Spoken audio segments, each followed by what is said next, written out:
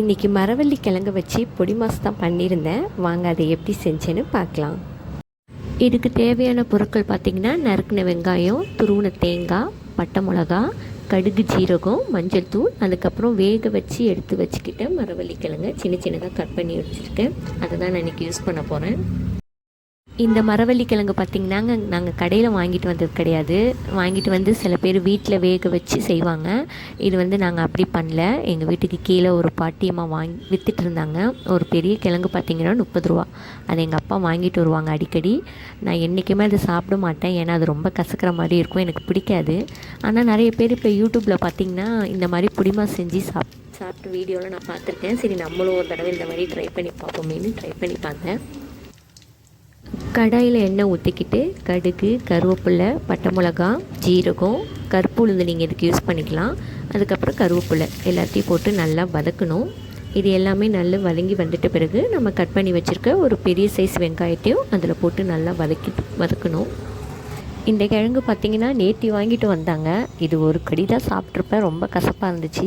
அதுக்கப்புறம் அது சாப்பிடவே இல்லை. அதை எடுத்து அப்படியே ஃப்ரிட்ஜில் வச்சுட்டு, சரி இன்றைக்கி சண்டே தானே, இன்றைக்கி ஏதாவது செஞ்சு சாப்பிட்லான்னு சொல்லிட்டு தான் இந்த பொடி மாஸ் பண்ணியிருந்தேன். வெங்காயம் நல்லா வதக்கணும். வெங்காயம் நல்லா வதங்கிட்ட பிறகு இதில் கொஞ்சோண்டு உப்பு சேருங்க. உப்பு சேர்த்து நல்லா கிளறி விட்டு நல்லா வதக்குங்க. அதுக்கப்புறம் இதில் மஞ்சத்தூள் கொஞ்சோண்டு சேர்க்கணும். நிறைய பேர் இந்த ரெசிபி ஆல்ரெடி செஞ்சு பார்த்துருப்பீங்க. செய்யாதவங்க வேணால் ஒன் டைம் ட்ரை பண்ணி பாருங்கள். நிறைய பேர் முட்டை பொடி மாஸ் பண்ணியிருப்பீங்க, மீனில் கூட பொடி மாஸ் பண்ணியிருப்பீங்க, உருளைக்கிழங்குல பொடி மாஸ் பண்ணியிருப்பீங்க. இந்த கிழங்குலேயும் ஒரு டைம் செஞ்சு பாருங்கள்.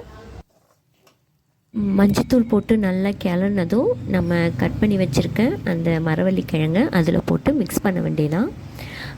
நல்லா கிளறி விட்ட பிறகு நம்ம ஆல்ரெடி துருவி வச்சுருக்க தேங்காவையும் அதில் ஆட் பண்ணி கிளறி விட வேண்டியதான். அவ்வளோதாங்க. இந்த ரெசிபி ரொம்ப ஈஸி தான். நீங்கள் உருளைக்கிழங்கு பொடி மாஸ் பண்ணுவீங்களே, அதே சேம் மெத்தடில் தான் இந்த கிழங்கு பொடி மாஸும் பண்ணணும். சில பேர் மரவள்ளி கிழங்கு வந்து பிடிக்காது, அது கசப்பாக இருக்குன்னு. அதில் நானும் ஒருத்தி. ஆனால் இந்த மெத்தடில் செஞ்சு சாப்பிடும்போது கசப்பு அவ்வளோவா தெரியல, சூப்பராக தான் இருந்துச்சு. சாதத்தோடு வச்சு தான் சாப்பிட்டேன், நல்லா இருந்துச்சு.